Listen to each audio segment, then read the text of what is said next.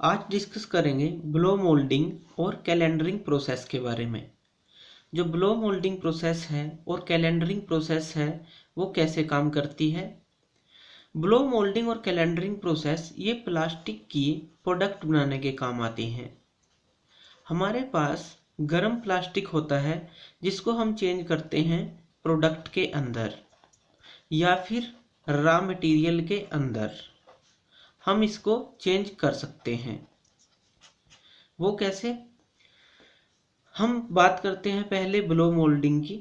Blow moulding के अंदर क्या होता है। ब्लो मोल्डिंग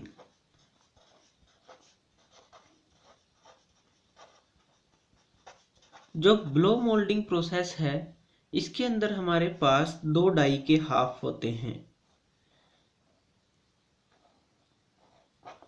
इस तरह के हमारे पास किसी भी शेप के ये डाई के हाफ हो सकते हैं। और हमारे पास होती है एक पैरिसन।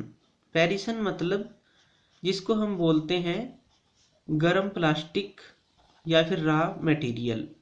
ये गर्म होता है तो इस पैरिसन को हम इसके अंदर यहाँ पे इस डाई के अंदर इसको अटैच कर देते हैं। इन दोनों डाइज के अंदर इस पैरिसन को लगा दिया जाता है। इस पैरिसन को दोनों डाई के अंदर हम अटैच कर देते हैं। तो क्या होता है, थर्ड जो स्टेप है, जब ये पैरिसन है इसको हम एक एयर का ब्लो देते हैं। ये जो पैरिसन है दोनों डाइज के बीच में है और हम इसको ऊपर से कंप्रेस्ड एयर प्रोवाइड करते हैं। कंप्रेस्ड एयर जो कि हमारी कंप्रेसर से आती है और एक पिन लगी होती है जो पिन इस पैरिसन के अंदर एयर को फ्लो करती है प्रेशर के साथ। उससे क्या होता है, जैसे ही इसके अंदर कंप्रेस्ड एयर जाएगी और इस पैरिसन के ऊपर फोर्स लगाएगी और उसके फोर्स से क्या होगा, ये जो प्लास्टिक थी एकदम से डाई की शेप ले लेगी और हमारे पास इस तरह का प्रोडक्ट तैयार हो जाएगा। ये है प्रोडक्ट प्लास्टिक का। तो इसी तरह से हम जो प्लास्टिक की बोतल्स हैं उनकी शेप की हम डाई ले सकते हैं और प्लास्टिक की बोतल्स को तैयार कर सकते हैं। तो जो ब्लो मोल्डिंग प्रोसेस है वो क्या यूज करती है, कंप्रेस्ड एयर और पैरिसन, या फिर पैरिसन का मतलब कि जो गर्म मटेरियल है प्लास्टिक का और ये दो डाइज, तो इनके बीच में रख के हम कंप्रेस्ड एयर को ब्लो करते हैं और इसको रिक्वायर्ड शेप दे देते हैं प्लास्टिक को।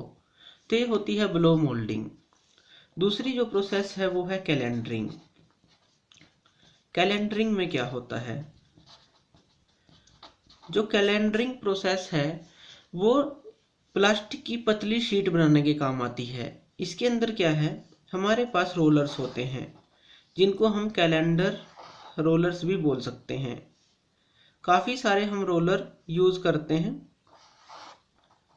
या फिर दो रोलर्स को पहले देख लेते हैं। हम क्या करते हैं, मान लीजिए कोई प्लास्टिक है, ये प्लास्टिक है, कोई गर्म प्लास्टिक है। जब हम इस प्लास्टिक को इस रोलर के अंदर से निकालेंगे, ये रोटेट करेंगे रोलर्स, तो क्या होगा, इसका डायामीटर या फिर हम कह सकते हैं इसकी थिकनेस कम हो जाएगी और ये एक पतली शीट के अंदर कन्वर्ट हो जाएगी। ये चीज जो ये था। इसी तरह से अगर हम आगे दो रोलर लगा दें और उनके बीच का गैप और कम कर दें और इस शीट को इनके बीच से निकालें तो क्या होगा, ये शीट और पतली हो जाएगी, इसकी थिकनेस और कम हो जाएगी।